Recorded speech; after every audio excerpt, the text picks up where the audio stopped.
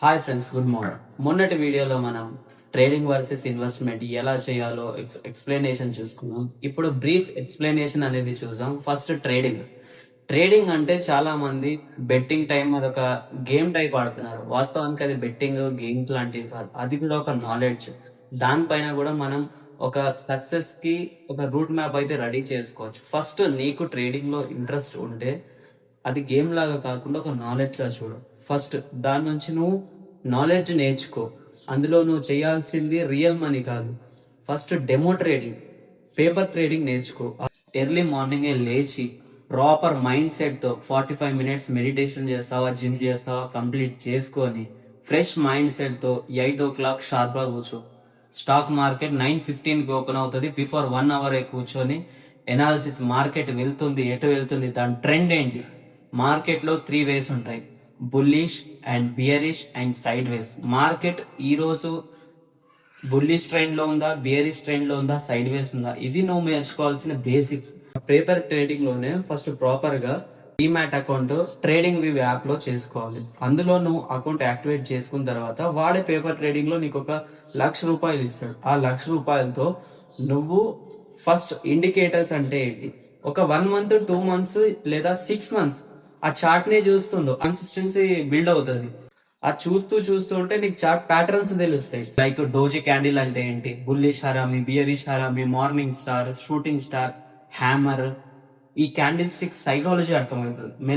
ఇది తెలిసిన తర్వాత నీకు ఇంకో కాన్సెప్ట్ పైన ఇంట్రెస్ట్ వస్తుంది. ఇండికేటర్స్ నేర్చుకుంటావు.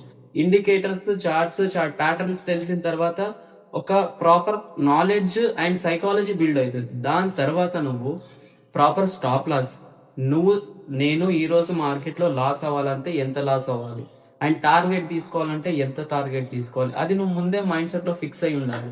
రియల్ మార్కెట్ లో వీటిని యూజ్ చేసుకొని నేను మార్కెట్ లో ఎలా ట్రేడ్ చేయాలి అనే కాన్ఫిడెన్స్ బిల్డ్ అయిన తర్వాత పేపర్ ట్రేడింగ్ లో నువ్వు చేయాల్సినవి, ఫస్ట్ వాడు ₹1,00,000 ఇస్తాడు పేపర్ ట్రేడింగ్ లో. నువ్వు 1,00,000 ఒకేసారి పెట్టకుండా ఒక ₹10,000 తో నువ్వు ఆ 10,000 లాస్ అయిన తర్వాత మళ్ళీ 10,000 యూజ్ చేయంలో.